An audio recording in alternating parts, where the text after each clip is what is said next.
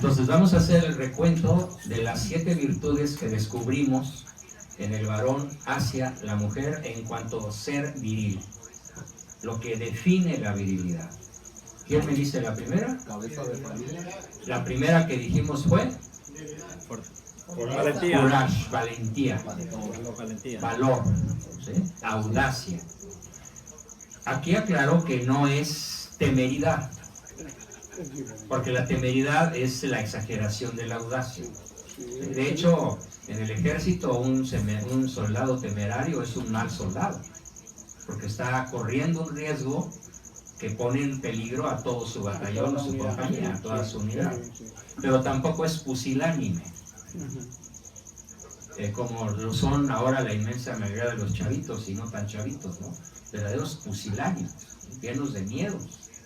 ¿Qué significa la palabra pusilanimidad? Es una belleza su origen semántico. Pusilánime viene de la palabra latina puchila, y puchila significa literalmente pequeña niñita de 3 años, o sea, una niña de kinder, una bebé, que apenas acaba de empezar a andar, a caminar. Eso es una puchila, y de ahí se deriva la palabra pusilánime, o sea, que tiene el ánimo de una niña de 3 años frente a un guerrero armado, o alguien que le quiere hacer daño. Entonces, hoy estamos hartos, estamos llenos de varones, por el sexo biológico, pusilánimes. Casi caen en la cobardía, más o menos. Bueno, yo digo que sí caen en la cobardía, pero es que la pusilanimidad es peor que la cobardía. ¿A qué se dedica hoy el varón, entre comillas varón, por su sexo? Fíjense, se dedica a la metrosexualidad. La marca del pantalón, la marca de la ropa, las uñas cuidaditas, el pelo súper bien peinado, la lavanda, el perfume, la camisa que haga juego con el pantalón o los calcetines, el zapatito relumbrante. No, ya se pintan las cejas. Ya se pintan las cejas. Exacto. Me encantó tu expresión. Sí, no, ya es una... Son bizarros. Son bizarros. Entonces, No, y lo más curioso es que cómo se reproducen. bueno, estamos en una fase de reproducción, pero de reproducción por contaminación. Esta es contaminación. Es una contaminación, porque no se reproducen en la cama. Es más, hay países como Italia que tienen invertida ya la pirámide poblacional y hay más muertos que nacimientos. Entonces hay ciudades italianas que están buscando ciudadanos, si quieren, entérense de esto y váyanse para allá. Están diciendo, te pago porque te vengas a vivir a Italia. De hecho, $40,000 al año libres de impuestos si te vienes a vivir a esta ciudad italiana.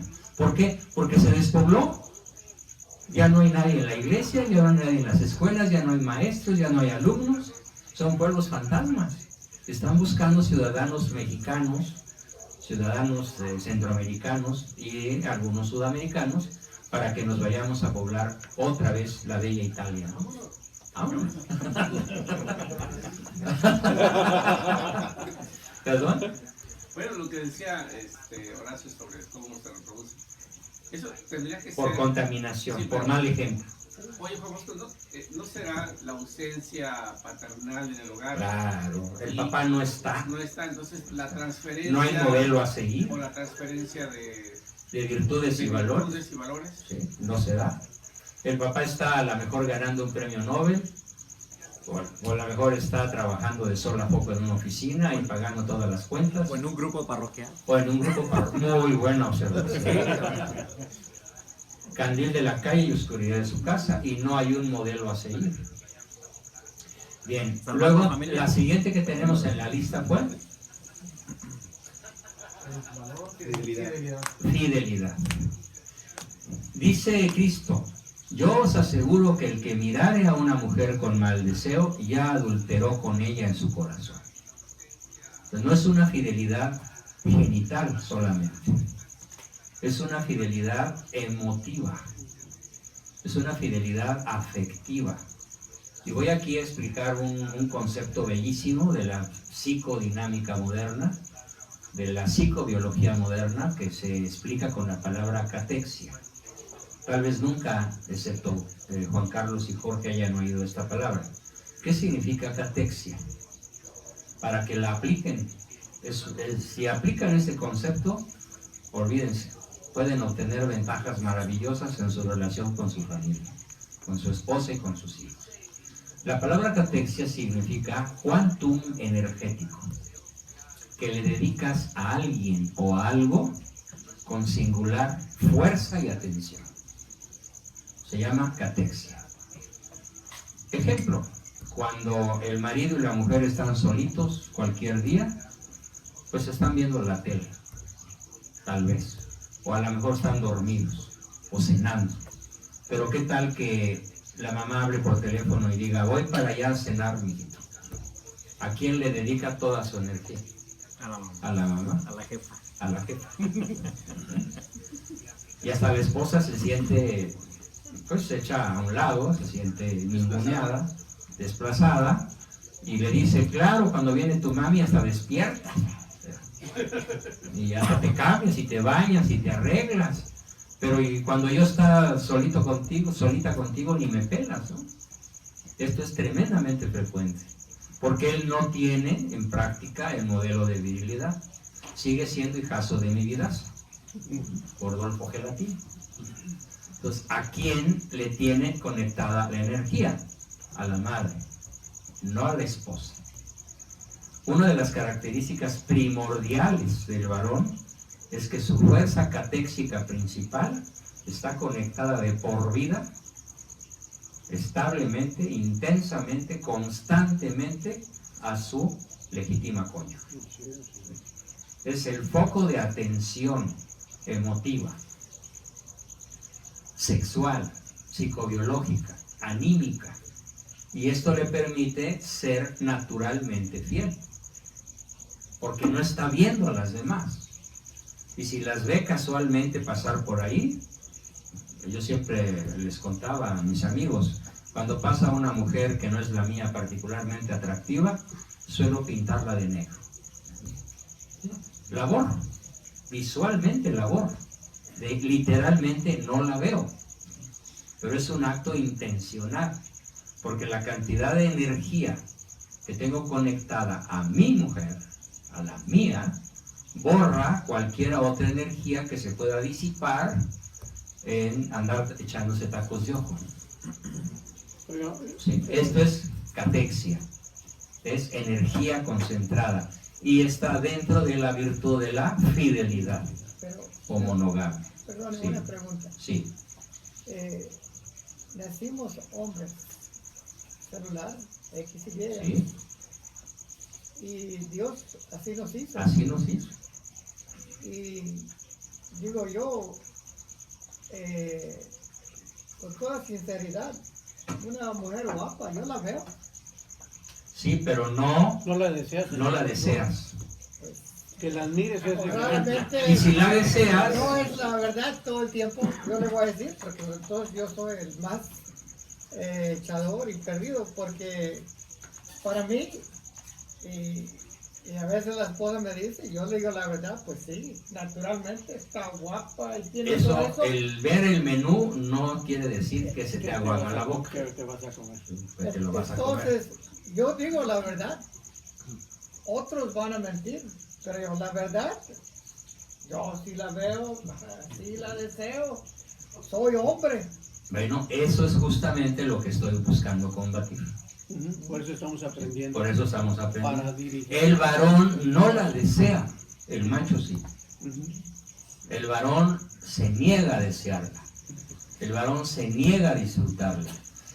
Puede haber, obviamente, el varón dice, ojo con esto, qué hermosa está, ¿sí? ¿Sí? Pero hay una delgada línea que separa la admiración estética del deseo. En esa delgada línea entre la admiración estética, qué hermosa, ¿sí? Camina como una reina, ¿sí? No, qué dimensiones, ¿no? Espectacular, ¿no? Qué vestido tan bonito, ¿no? pero mejor la percha. Ujú. Entre eso que es la admiración estética, que es un valor, la belleza es un valor, y para mí no hay un ser más bello en la creación que la mujer. Y entre eso y el deseo desordenado hay una delgada línea que el varón no traspasa, y que cuando la traspasa se da cuenta, se arrepiente y se endereza, y lo va y lo confiesa, porque es una orden bíblica. El que mirare a una mujer con mal deseo. ¿Qué quiere decir mal deseo? Bueno, aquí viene en nuestro auxilio la psicología y nos dice, es un deseo genital. ¿Y cuál es el deseo genital? Pues tienes una erección, andas urgido, hasta le pides su teléfono, la sigues, si puedes le coqueteas, te le arrimas y la acosas. ¿Cuántas personas en este país han sido defenestradas de puestos altísimos por andar de acosadores? Bueno, comenzando hasta por presidentes, ¿no? La famosa Mónica Lewinsky tendría mucho que hablar al respecto, ¿no? Y este famosísimo Wallenstein, un periodista, productor, perdón, ¿sí? Que hay una película especialmente hecha sobre su caso, ¿no? ¿Sí? Además estaba horroroso el pobre cuate, cómo se atrevía a cruzar esa línea, ¿no? El billete. El billete. El billete. Entonces sí quiero que quede bien claro que no tenemos, los psicólogos católicos realistas no tenemos nada contra la admiración estética, es legítima. Me opongo al deseo genital, eso ya no es virilidad. Qué difícil es plantearlo, Y ¿no? teológicamente, ¿cómo? Es pecado. Teológicamente es pecado, es el pecado de adulterio. ¿Qué dice el 9º mandamiento? No dice no fornicarás con la mujer de tu prójimo, dice no desearás. Te está hablando de algo que ni siquiera sale de la boca de la persona y que ni siquiera es un acoso físico. Te está hablando el 9º mandamiento del mero deseo consentido. Posiblemente este sea uno de los rasgos virtuosos más difíciles de rescatar en estos momentos de nuestra historia. El no desear a la mujer ajena. Es bien complejo, es bien fácil primero desear a la mujer por la atracción sexual, o sea, que todo hombre encuentra hasta una pareja por esa atracción sexual, visual, pero ponerte el alto a ti mismo y decir, ya no quiero eso, sino solo dárselo a mi esposa. No es algo que pasa de la No. Mira la risita nerviosa, ¿No? Aquí es donde entra, por ejemplo, tal vez el hecho de que carecemos de la virtud de la templanza para poder gobernar los deseos desordenados de la carne. Sí. Pero además voy a comentar en este rasgo esencial de la virilidad, que es la fidelidad, la monogamia, la lealtad, algo que tal vez muy pocos sepan, y lo hago en forma de pregunta. ¿Cuál es la diferencia entre el amor de amistad y el amor conyugal? La diferencia esencial. Hoy es un parteaguas para muchos, Además, los invito a llegar a decírselo a su señora. La amistad, la amistad le das lo que tienes. Muy bien. Y a la esposa le das lo que eres. Correcto. Lo oíste anoche en la cena. No lo dijiste anoche. ¿No lo dije anoche? ¿Pero cómo dice? ¿Cómo dice? Repíteselo. Excelente. ¿Cómo dice? ¿Ve? Que a la amistad se le da lo que se tiene y a la pareja se le da lo que se es. Ajá. Sí. Entonces, Entonces, si es tu chaparrito, Sí. es de tu Sí, propiedad. Sí, señor. Es lo único que tengo por... ¿Sí? Y ella, la única propiedad que tiene eres Sí, tú. señor. Sí. Yo tengo, si me permite, una frase que me enseñó un presbítero hace años, antes de casarme, y me dijo que todos tus halagos, todos tus piropos sean siempre para tu esposa. Perfecto. y hasta el último dólar que ganes, hasta el último peso, me decía ella, que ganes para tu esposa. Me ha dado resultados, señor. Pero por supuesto, yo daría un aplauso estrepitoso a esta moción. Bravo. Y esto contradice una de las cosas que más ocurre en el México de toda la historia. ¿Qué dice el mexicano común? Lo mismo en Mexicali que en Cancún, que en Veracruz y Acapulco. Dice, a la mujer ni todo el amor, ni todo el dinero. Y a la mujer hay que tenerla como a las escopetas, cargada y detrás de la puerta. Terrible. Es la negación de la virilidad y la exaltación del machismo. Por eso decía que la distancia entre una bestia y un macho es muy corta. Y la distancia entre un varón y un macho es inmensa.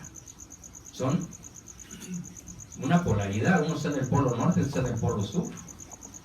Bien, entonces esa fue una segunda apenas de las características que hemos descubierto. La propiedad, el sentirte propiedad de tu esposa, no solo sentirte, saberte propiedad, admitirte propiedad de ella, saber que al casarte te entregaste, te permite una fidelidad habitual permanente. Y que ella lo sepa y lo sienta también. En nuestra lista tenemos una tercera que fue cabeza de familia. ¿Sí? Finalmente es el responsable de infinidad de cosas, tanto materiales como espirituales, como de dar ejemplo, dar protección, dar guía, las decisiones, de tomar decisiones. ¿Sí? No quiere decir que no la consultes o que no haya decisiones conjuntas. Sí, se pueden dar. Pero eso no implica que cedas el mando.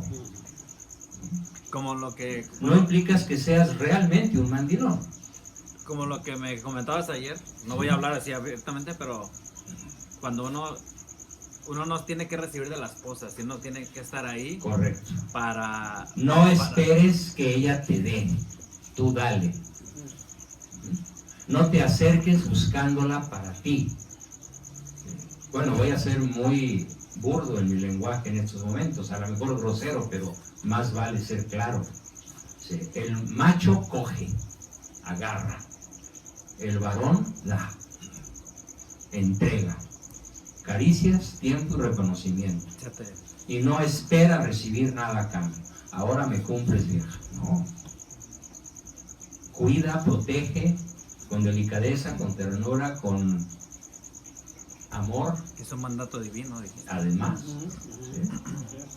sí, es un mandato divino. Bien, esa fue entonces la 3. Tenemos la que sigue. Líder. ¿Perdón? Líder. Líder. A ver, ¿qué significa to lead en inglés? El que va a la cabeza, conducir. En italiano, ¿cómo se dice? Il duce. En ruso, ¿cómo se dice en ruso? El zar. el zar. El zar, el que va a la cabeza. ¿Cómo se dice en alemán? El Führer. ¿Y cómo se dice en buen castellano? El caudillo. Caudillo, Führer, zar, líder. ¿Qué significa? Va a la cabeza. Pues una de las virtudes más viriles es ir a la cabeza. Como un general. Como un general. Aquello. A ver, los grandes generales de la historia no estaban acá en el búnker escondidos mientras sus soldados se daban en la torre allá lejos, no.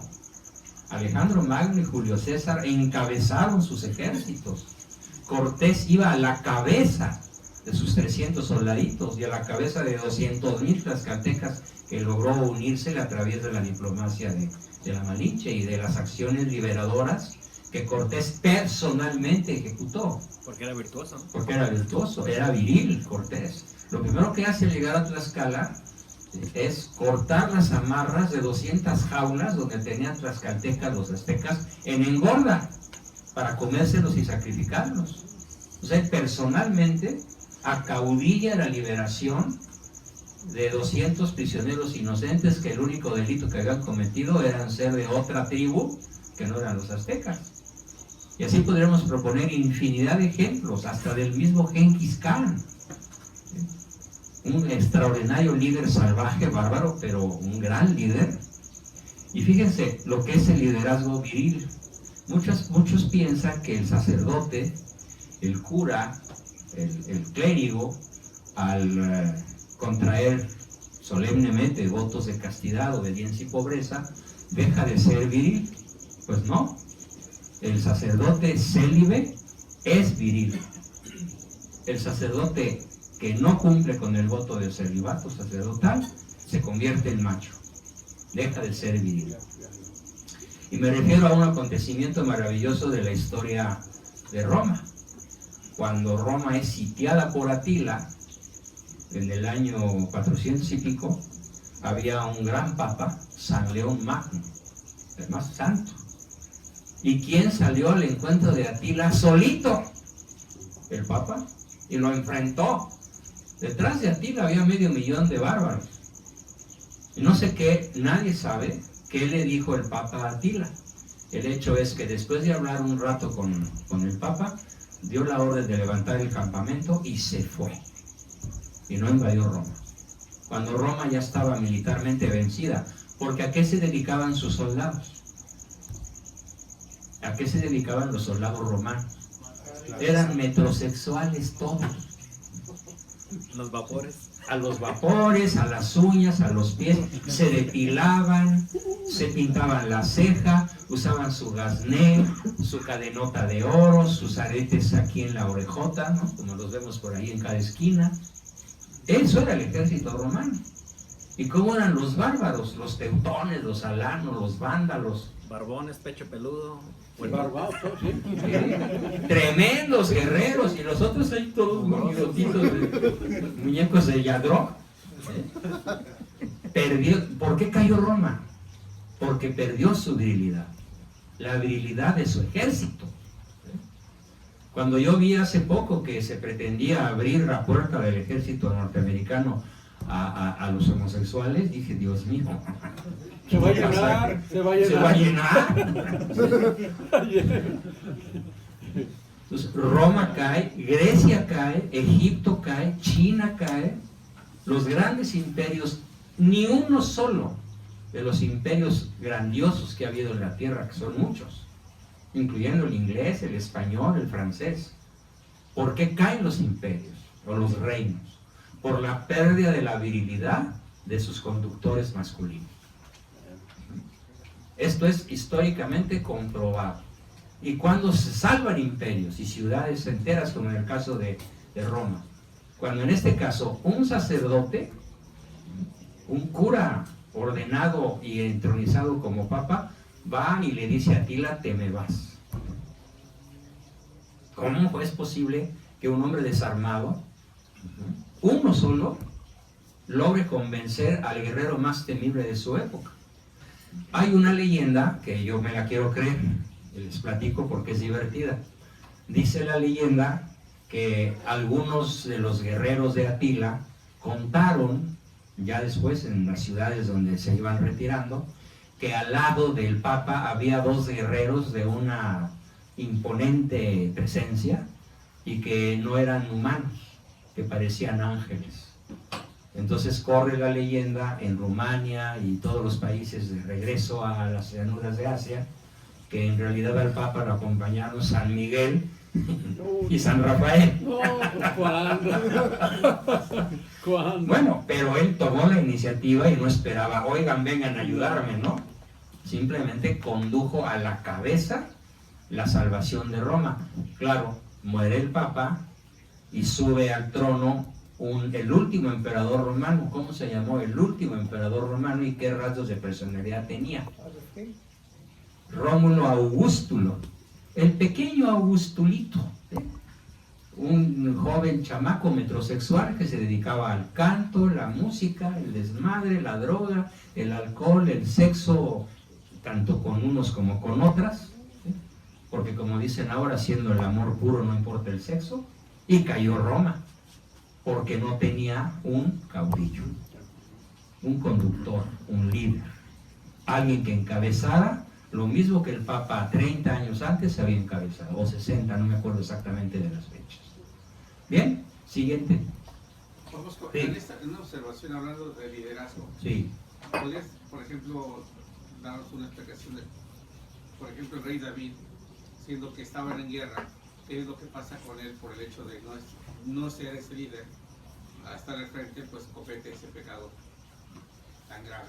No, bueno, David en esa época pues era un tipo que se había dejado llevar por la sensualidad, y estando en la terraza de su palacio, asómase a ver por ahí que había en las casas circunvecinas y ve a una mujer famosa por su belleza, Betsabé, además desnuda y bañándose.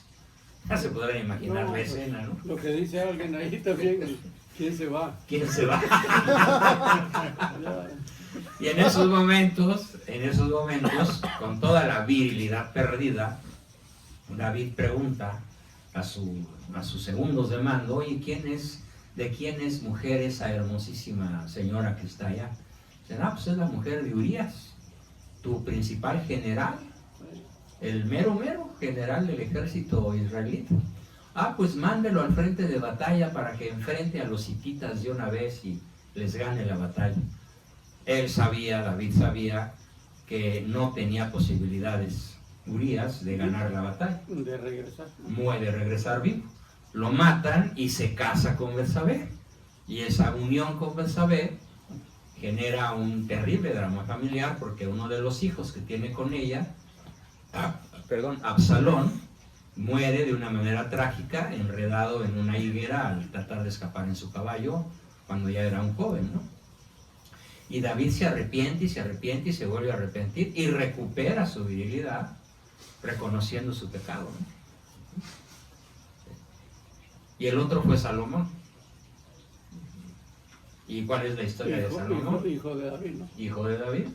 Pero la historia de Salomón es una de las principales tragedias bíblicas, porque él muere, dice la Biblia, de espalda a su creador, porque introdujo el culto a dioses extranjeros a través de las mujeres que estaban en su serrallo, que se calcula conservadoramente que eran como 400, si bien algunos dicen que eran 700. Entonces Salomón es un prototipo de no virilidad, de no lealtad. Se daba bueno. Se daba bueno. O sea, tenía de a 2 por noche. No, hombre, digo. Digo, qué gacho. ¿Sí? Volviendo a estos tiempos, entonces, ¿qué promedio, qué porcentaje de los divorcios son a causa del varón? Híjole, la mayoría. Te contesta el terapeuta, el psicólogo profesional te dice, el 80% de los divorcios que yo conozco en mi acción profesional, estoy hablando de no menos de 1000 casos, el origen principal del divorcio afectivo o legal o físico es el adulterio del varón. El varón adúltero es la causal número 1 de destrucción de la familia, porque carecen del sentido de propiedad. O sea, no piensan, no sienten, yo le pertenezco a mi mujer, porque cuando yo me casé con ella, me entregué yo, no nada más le entregué mi cartera, mi cuerpo, no, le entregué mi persona. Por eso los teólogos como Santo Tomás, San Buenaventura, Santa Teresa hablan de que el adulterio es un fraude y es un robo. Es un pecado, ¿no? Un pecado de robo y fraude, porque estás robándole a tu esposa lo que le diste al casarte con ella. Le quitas lo que le diste. La privas de la propiedad que le entregaste voluntariamente. Y este concepto es de los posiblemente menos extendidos en el mundo cristiano. Ya no digamos en el pagano, ¿no? Pero ¿quién de ustedes conocía la diferencia entre el amor de amistad y el amor conyugal? A ver, manitas levantadas. ¿Casados? Por eso decía que hoy es un parteaguas, ¿no? Les pido entonces que lleguen a su casa esta noche y le digan a su mujer, hoy aprendí que soy tuyo, pero también aprendí que tú eres mía. Y esto es ley divina, no es invento humano. Porque es Cristo el que eleva a la categoría de sacramento la unión natural entre hombre y mujer. Cristo lo sobrenaturaliza. Lo sube de una categoría natural a una categoría sobrenatural. Bien. Tenemos la siguiente. Emprendedor. Entrepreneur. ¿Sí? Buscador. Inventor, descubridor, explorador, aventurero, metiche, preguntón, curioso. Es un rasgo viril. Eso no quiere decir que no pueda haber una Madame Curie, ¿sí? Mujer. Que no pueda haber una chica, se me olvidó ahorita, la fundadora de la Cruz Roja, ¿cómo se llama? Alguien debe de saber. Es una mujer la que funda la Cruz Roja Internacional. Una suiza, ¿no? Una suiza, sí. Sí, hay mujeres extraordinarias en el mundo de la exploración, la aventura, el descubrimiento, etcétera. Pero el 90 y tantos % son varones, emprendedores, buscadores, que además tenemos una enorme ventaja para esto, y es la fuerza muscular, la fuerza cinética. La fuerza de la mujer no es fuerza cinética. Quiere decir que si un hombre promedio se pone a empujar algo, puede empujar el doble de lo que empuja una mujer. Es natural. Esa diferencia de fuerza es la que nos permite y nos obliga a los varones ser los constructores del mundo material, los constructores del mundo de la ciencia, que requiere una particular energía física y energía cinética, que además implica obviamente pues ser todo lo demás que hemos dicho: líder, aventurero, investigador, resistente, audaz, valiente. Hay descubrimientos que no se hubieran podido ejecutar sin la audacia, sin el valor, sin el courage, como tú dijiste, de un Julio César, de un Hernán. Si Julio César no hubiera sido viril, Francia nunca hubiera sido romana. Hubiera sido de los salvajes que la poblaban, los galos. Cortés nunca habría fundado México. No estaríamos aquí. Nos habrían acabado los ingleses, cuyo lema era: el mejor indio es el indio muerto.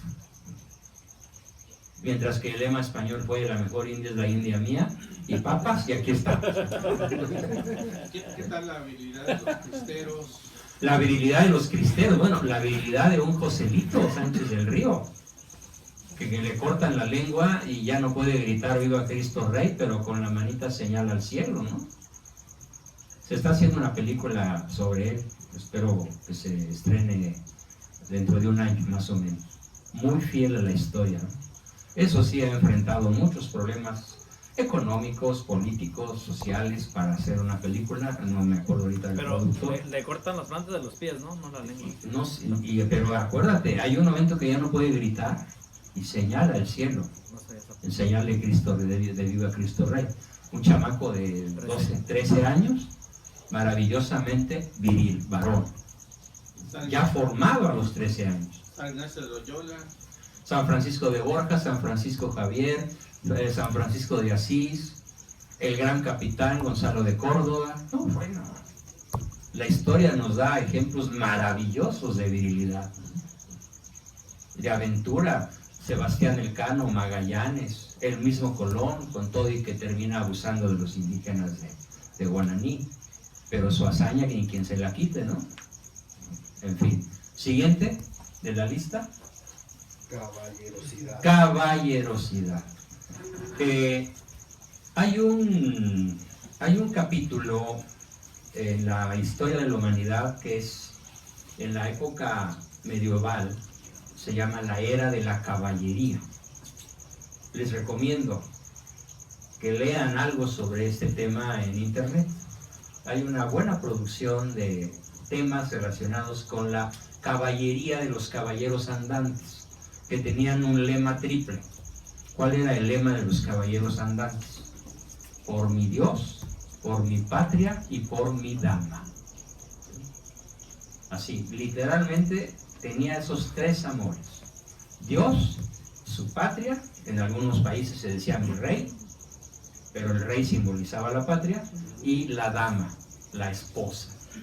Y cuenta la era de la caballería que las mujeres que se quedaban en casa, que no iban a la guerra a acompañar a sus maridos porque además no sabían si iban a regresar, y había campañas que duraban 20, 30, 40 años, que tenían tal certeza, tal seguridad en la virilidad de su compañero caballero, que lo esperaban. Esto se llama el efecto Penélope. No sé si han oído hablar de la historia de Penélope. Se las cuento. Es otra figura femenina, pero que equivale en su pareja a la caballerosidad a la que me estoy refiriendo. Ella, muy jovencita, se casó con un gran guerrero griego. ¿Pero es leyenda o...? No, es historia. La narra Homero de manera legendaria, pero es historia. Él se casó con Odiseo. De ahí viene la palabra de la Odisea, que es una de las grandes producciones literarias griegas. Y Odiseo tardó 20 años en regresar a Ítaca, que era su tierra, su patria. Y todo ese tiempo, su esposa, Penélope, fue asediada por pretendientes. Y ella se mantuvo fiel, porque sabía que era propiedad de Odiseo. Y él buscó y buscó y buscó regresar, porque sabía que era propiedad de Penélope. Y el momento culminante de su historia es cuando, en el camino de regreso a Ítaca, su tierra, él sabe que va a pasar por un lugar que se llama la Isla de las Sirenas, que es mujeres desnudas, bellísimas, que cantan todo el tiempo para que los marineros, y ahí viene la famosa frase del canto de las sirenas, que acaba de ser utilizada por el Pejelopostre de la manera más patética posible, ¿no? Pero bueno, esa es otra historia, no me quiero poner de malas. Entonces él les pide a sus marineros, fíjense, yo amo tanto a Penélope que quiero que cuando pasemos junto a la isla de las sirenas me amarren al mástil mayor y me paga con su vida aquel de ustedes al que yo le pida que me desamarre y me desamarre. La orden es, aunque yo pida que me desamarre, manténganme amarrado, porque no le quiero faltar a mi esposa. Y lo amarran, y cuando pasan y las sirenas le cantan, le chiflan, le bailan, etcétera, empieza a dar la contraorden. No, me equivoqué, desátenme. Siempre no. Pero es broma. Siempre esa, no. Pero es broma eso, ¿no? Es broma. No, es en serio, desátenme. Y sus marineros dicen, no, porque cuando se te pase la emoción, los vas a ejecutar. ¿Sí? Así que lo dejan amarrado y no se va con las sirenas. ¿Sí? Y ya cuando se pasa la etapa de la tentación, le da las gracias a sus marineros que obedecieron la orden inicial del jefe. Manténganme amarrado porque no quiero traicionar a mi esposa con las sirenas, ¿no? Pero fue ¿Sí? mitología griega. No, está en la Odisea y en la Ilíada, Sí, en la Odisea. y no es mitología. Ahí en la Ilíada y en la Odisea hay una mezcla de historia con mitología. Es difícil distinguir qué es historia y qué es mito, pero la guerra de Troya ocurrió, es historia. Ah, sí, la guerra de Troya. Y la Odisea trata, y la Ilíada trata de la guerra de Troya. Y los personajes Menelao, Agamenón, Clitemnestra son personajes históricos. ¿Sí? No, la mitología es otro rollo. Es Zeus, Afrodita, Palas Atenea, puros dioses ficticios, ¿no? Y en cambio la Odisea y la Ilíada narran hechos en forma mitológica, pero que pertenecen a personajes reales, ¿sí? Que son de la historia de Grecia, de la Grecia antigua, ¿no? De hecho, recientemente, hace unos pocos años, no más de 20 o 30, se descubrió dónde estuvo Troya, que fue borrada del mapa después a raíz de la guerra, ¿no? De la guerra de Troya, una de las guerras más largas y terribles de aquellas épocas. Bien, esa fue la caballerosidad. Y finalmente tenemos la ternura. Bueno, pues sería mi comentario muy a la mexicana de qué dice la canción de Vicente Fernández, ¿no? Mátalas a golpes de ternura. Vuélvete asesino de mujeres, porque no hay mujer que se resista a los detalles. ¿Sí? Es una de las poquísimas canciones mexicanas que me encanta y se la pongo a la mía, ¿no? Y a veces ella me la pone también, ¿no? Mátame a golpes de ternura. Y sí, es tremendamente cierto. Si tú desarrollas esa virtud, la ternura, bueno, pues dicho también de la mexicana, la tendrás siempre como agua para chocolate, ¿no? Bien dispuesta a la ternura, al abrazo, la acostada, el amor físico, sexual. Miren, y hablando de esto, les puedo decir que en mi trabajo profesional, cuando él es impotente y ella es rígida, solamente falta una palabra, falta una virtud, ternura. Cuando el macho llega a lo que te truje chencha, ella no se abre. No hay flujo físico en la vagina, en el sexo, que le permita tener relación sexual con placer, que además es un derecho. La relación sexual placentera para ambos es un derecho natural, es diseño divino, el acto sexual placentero. Pero ¿cuál es el principal afrodisíaco? Y estamos hablando de una sustancia que produce el cuerpo de la mujer, una sustancia afrodisíaca que es dopamina, oxitocina, endorfina, que la produce las caricias tiernas del varón. Y las principales caricias, se ha comprobado, que siente la mujer no es agarrarle las pompis, la vagina, el vientre, qué sé yo. Las palabras. Las palabras. Si tú le sabes hablar, le sabes cantar, le sabes piropear, la sabes seducir, la sabes atraer, es con el verbo. Que se sientan amadas. Que se sienta amada a su manera. Pero si tú luego manita de agarrarle lo que se te antoja, se va a cerrar. Se va a cerrar. Así es. Verbo mata cartera. Verbo mata cartera. Así dice. ¿Sí? Y neurona mata hormona. Sé inteligente. ¿Quieres tener a tu mujer abierta de corazón y de todo lo que la quieras tener abierta? El verbo, la palabra, el canto, el piropo, la ternura, la delicadeza. ¿Sí? Y ya después sí, la manita submarina hasta donde sea necesario, ¿no? Pero la mayor parte de los machos, ¿cómo quieren empezar una relación sexual? Todo al revés. Todo al revés.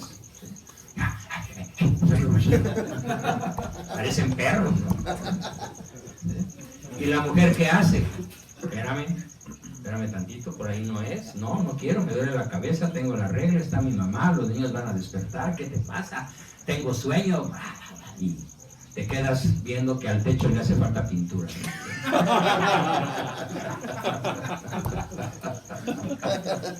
¿Por qué? Porque no saben ser tiernos, cara. Hay una obra maravillosa que me marcó a mí, yo la vi cuando tenía 13 años, en el Teatro de Bellas Artes, en México, cuando había buen teatro. Esta obra se llama Cyrano de Bergerac. Está escrita por un famoso dramaturgo francés que se llama Edmond Edmundo Rostand. Y la obra trata de un tipo, militar por cierto, que se enamora de una hermosísima princesa de nombre Roxana. Pero es torpe para hablar como nadie. Y tiene un amigo horroroso físicamente, que se llama Cyrano de Bergerac, cuya máxima fealdad es una narizota tremenda. ¿No sería yo? ¿Sí? Pues a ver si te toca la historia. Fíjate, todo lo que ocurre es que el amigo guapo, pero torpe, con el verbo, que Roxana le decía, ay, ¿es todo lo que me vas a decir? ¿Ya no se te ocurre nada más? Y entonces un día Cyrano llama al caballero y le dice, yo te digo, mira, vamos a hacer esto. Tú finge que tú eres el que estás hablando, pero el que va a hablar soy yo. Ay, qué buena idea. Entonces empieza a hablar el poeta Cyrano y finge detrás de una barda con flores y enredaderas, finge el enamorado que es él. En el paso del tiempo, unos meses, se enamora Cyrano de Roxana, pero no dice nada, porque considera que es pareja de su amigo. Y Roxana se enamora de Cyrano, creyendo que la voz es del galán, del guapo. Pero como en todo drama, al final se descubre quién es quién. Ella se desencanta totalmente del muchacho guapo que no sabe hablar, y cuando conoce a Cyrano con su horripilante nariz, entra en shock. Dice, es que yo me enamoré de tus palabras, pero no de tu horrenda cara, ¿no? Y ahí termina la historia. Cada chango a su mecate. ¿Sí?